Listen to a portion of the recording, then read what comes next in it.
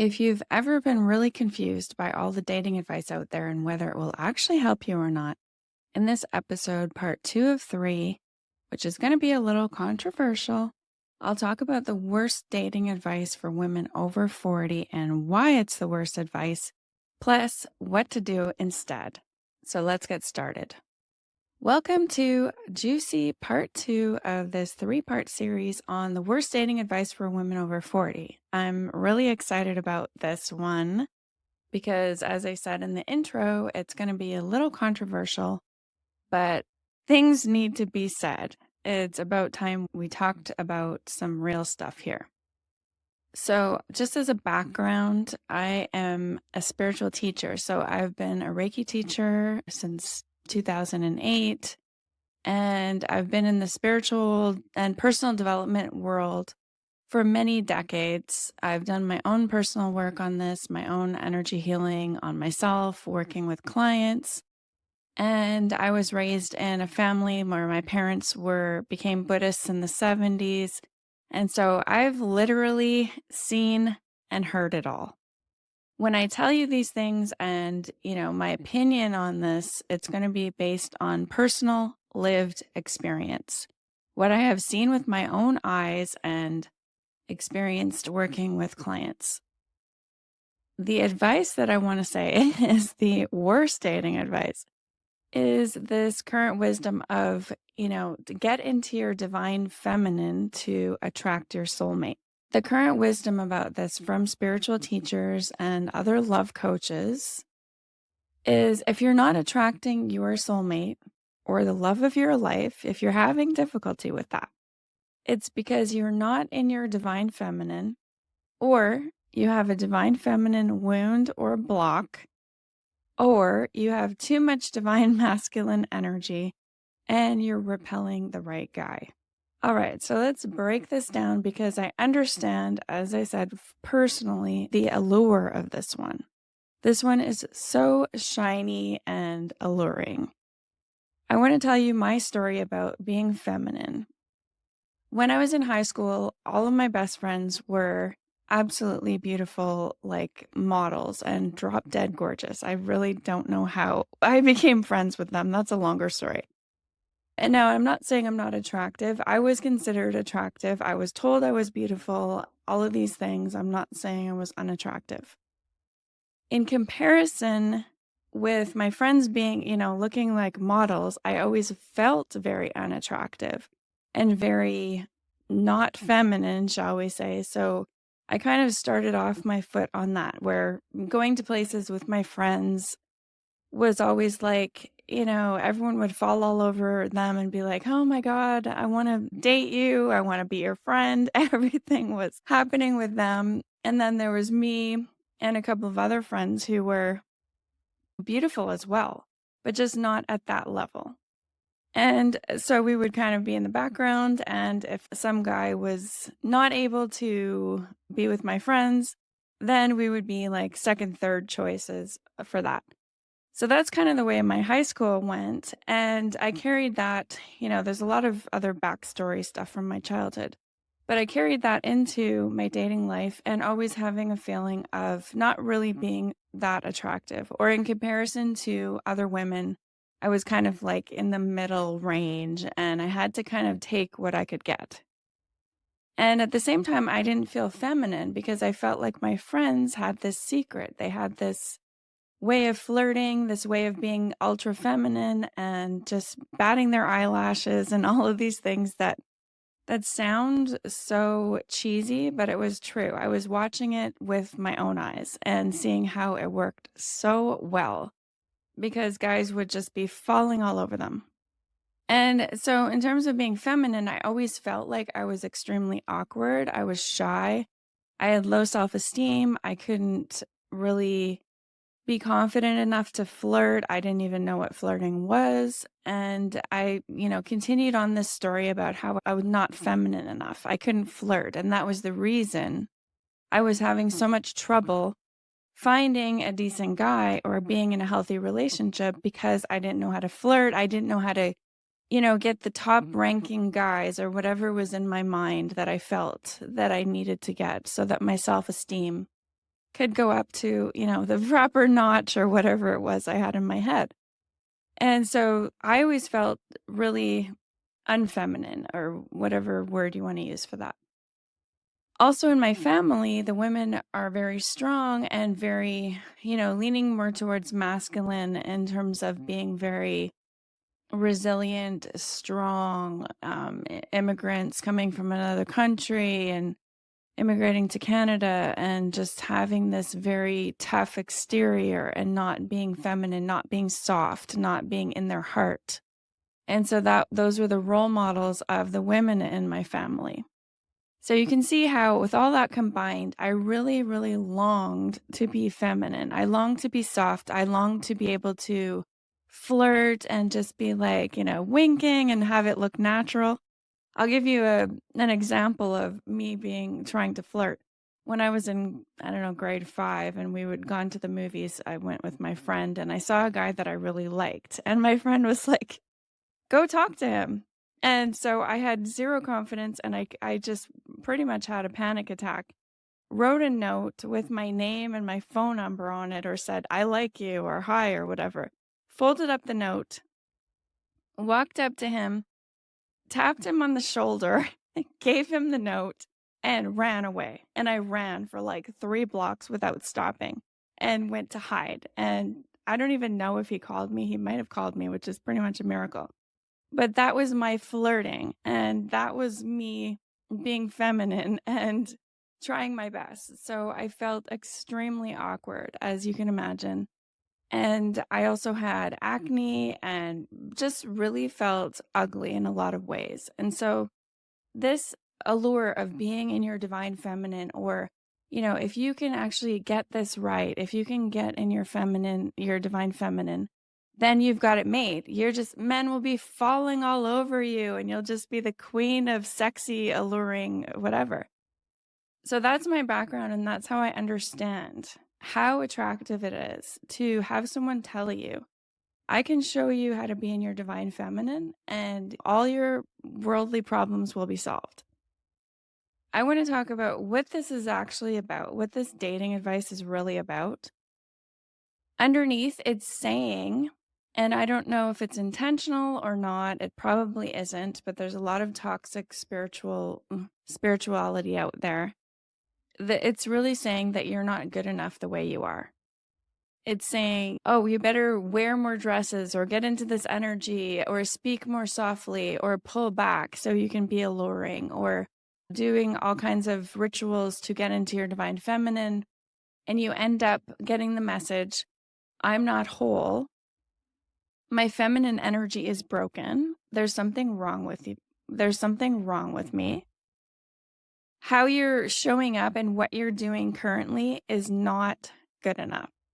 And it's not going to get you love. That's really the message that is the most damaging. It's saying, hey, if you can't figure this out, which should be so natural for you because you are female. And that's another thing. It's like this divine feminine has nothing to do with being female. So there's this whole mix up in that as well. But saying, hey, if you can't get there, if you can't get to this, then I really don't know what you're going to do because you're SOL.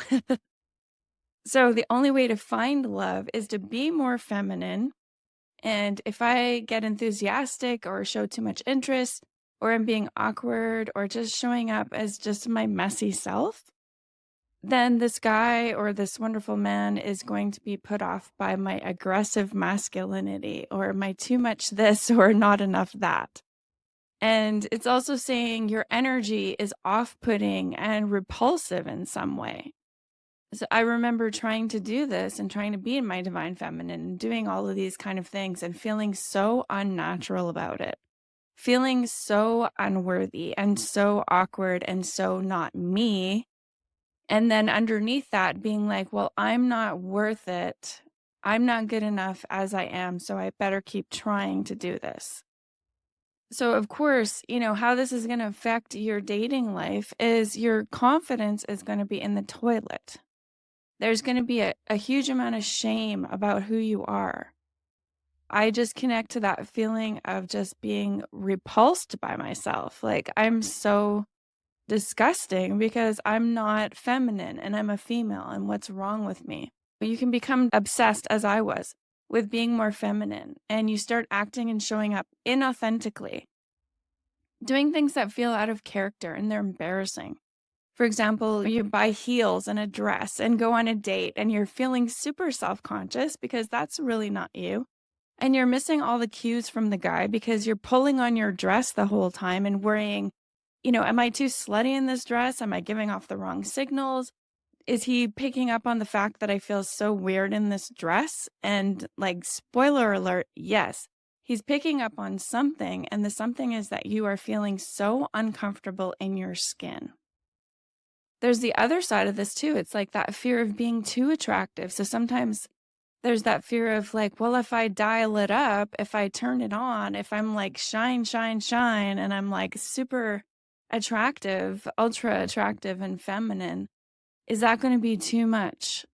And what if I don't like the guy and then I'll have to reject him and he just falls in love with me and I'll have to let him down easy and I'll get all entangled with him.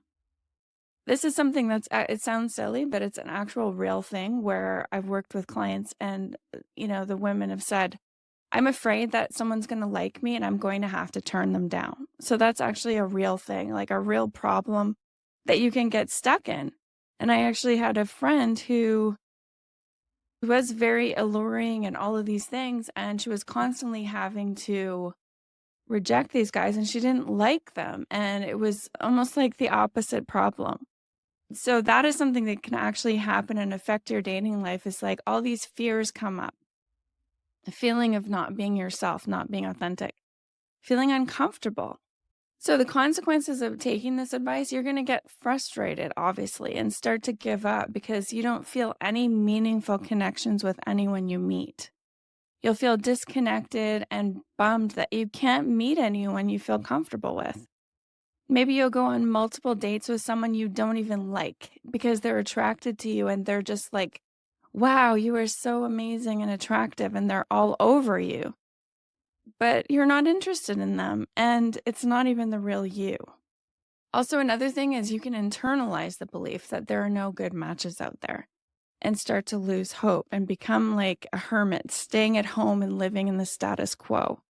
I spent 10 years single and I was living at home with my cat. Nothing against my cat. I loved my cat to death.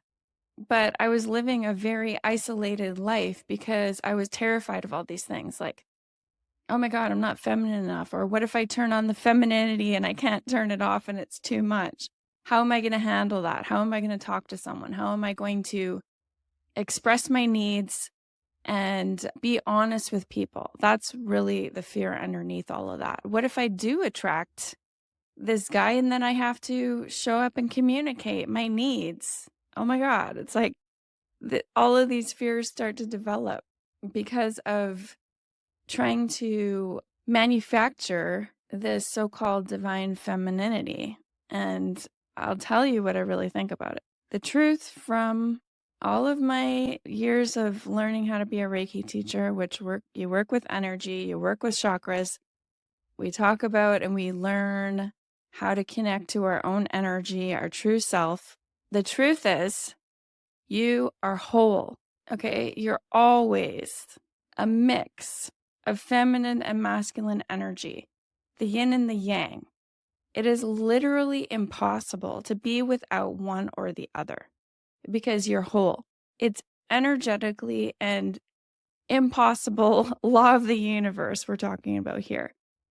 Yes, you may have wounds from the past, but those wounds can be healed with support. And no, they don't stop you from finding a supportive, loving guy who's going to show up fully with you, where you can grow and thrive together and you can become your full potential if that's what you want, if you're into personal development. And by the way, I'm not knocking it. I absolutely love spiritual and personal development. That's what I'm all about. All of this dating advice is really to help you to connect to your true self and find that connection in another person. So I'm here to tell you, you are not broken. You're not half of a whole. You're not part masculine, too much this and that. There's no way to measure that. That's what I came to the conclusion of. Like, anyone who's telling you that your divine feminine is, suppressed and your masculine is too forward and you have too much of this and that. There is no way to tell that or measure that. You're always a whole person. You're a whole energetic being, whatever you believe, here to live your life as a person in this body, in this physical world. You're here to live as you are, which is whole, whole, and complete. Maybe you just have some fears about connecting with people. You've got some limiting beliefs that I've talked about, but you are not missing a whole section of energy. Like, imagine trying to cut out a section of energy. Like, it's impossible. And the other thing, the truth, truth bomb number 2, you're most attractive when you are fully present, when you're in your body and you're being your true self. And that is a process that you learn and a process that I teach. So there's no divine masculine, feminine, whatever. It's all in there. It's all mixed in. And this is about you being fully present and in your body and being yourself, authentic. Okay. Think about somebody who, I can think of many examples right now in my life where someone has walked into a room and they look just completely normal. So, for example, I met a spiritual mentor, and he's a First Nations elder. I worked with a lot of First Nations in Canada, the Aboriginal people, with elders. And he'd walked into the youth center where I was working. And he was just literally this ray of sunshine beaming out of him. He was in a t-shirt and jeans. And he walked in and he's like, "Hey, how are you?" And I'm like, oh my God, I just wanted to hug him. I wanted to be around him.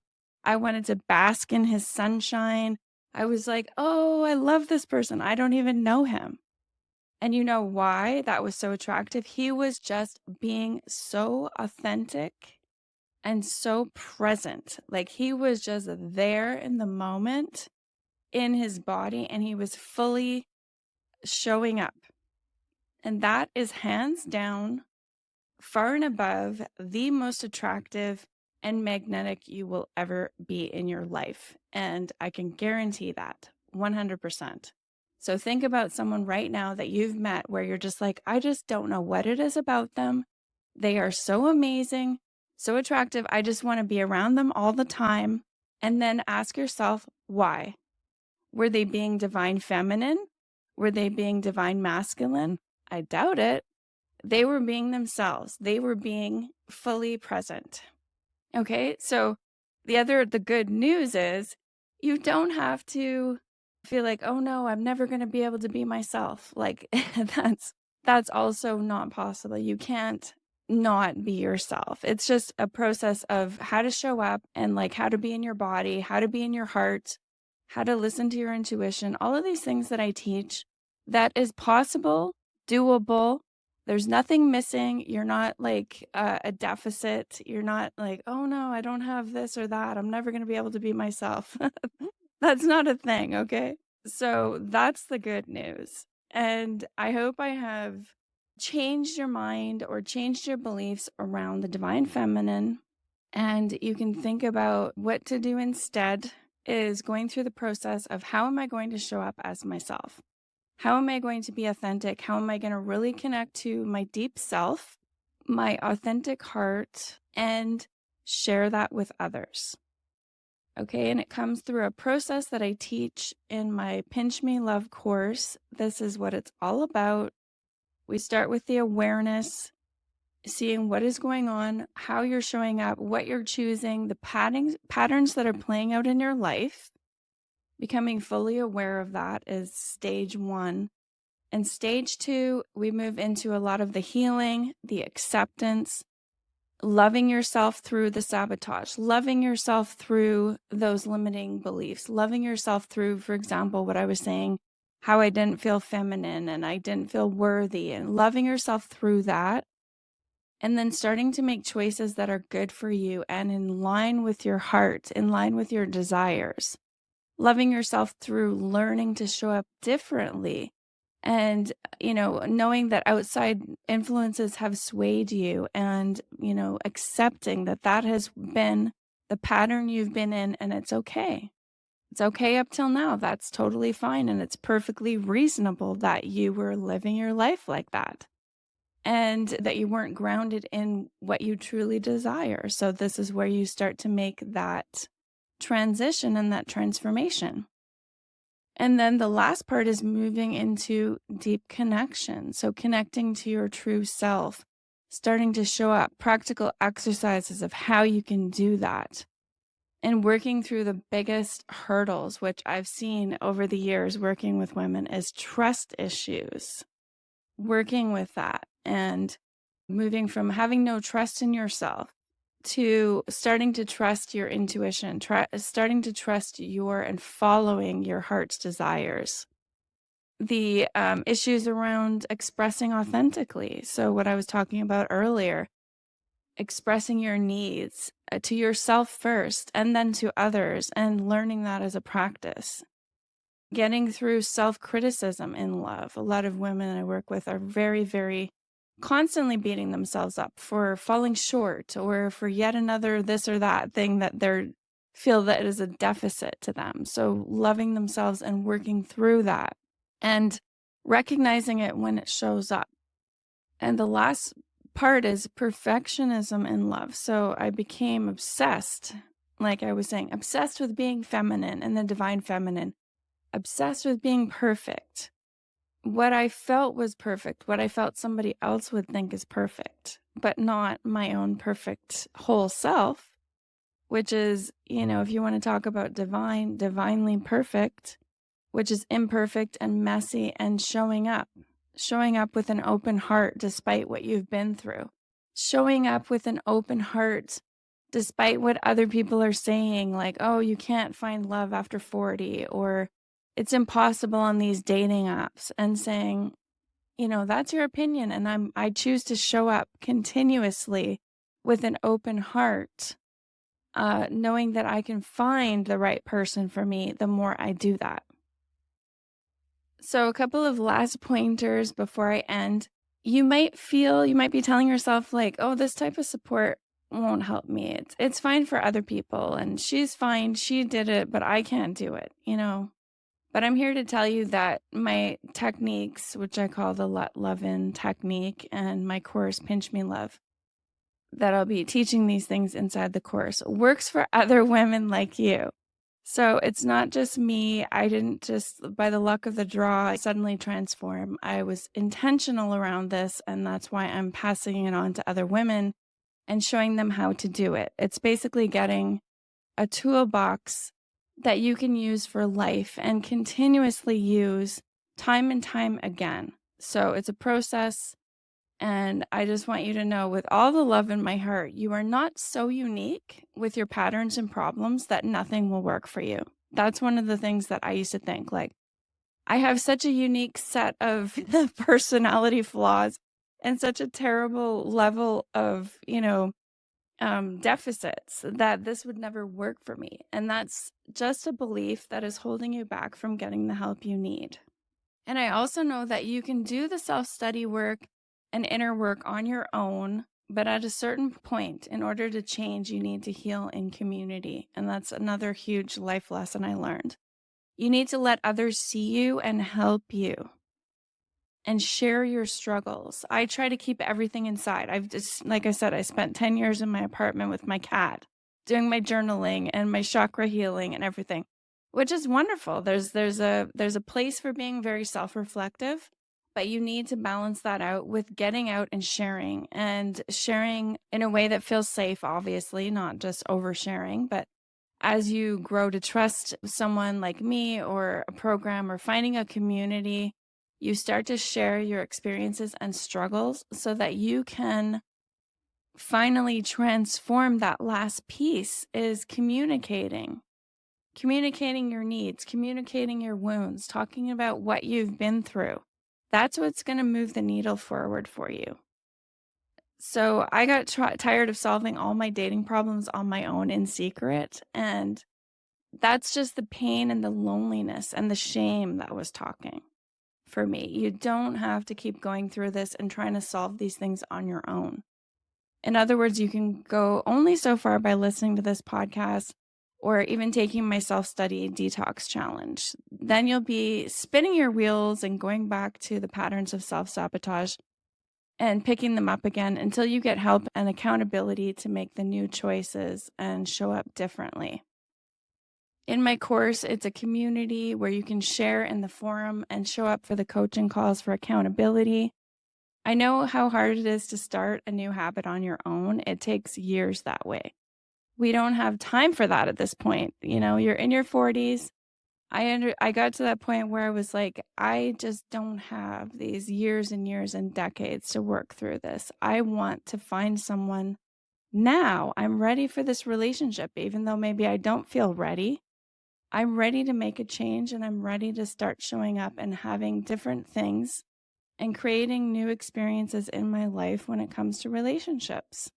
I want you to have that feeling of butterflies, of someone knowing how sweet and amazing they are and how they're supporting you and they're in your corner and they're there for you. I know it's possible. I know it's possible. That's why I always say at the end of every episode, love is closer than you think, because I'm trying to remind you that despite all these fears, limiting beliefs, and everything, it is possible. And I know it is. And I've seen it and I've experienced it. So I'm going to put the link to my course in the show notes. And if you want to check out my program, please do so. In the meantime, I'll leave you with this, my favorite saying. Remember, love is closer than you think. And next week, I'll be doing the last part of this series of the worst dating advice for women over 40. You won't want to miss it. Thanks for listening.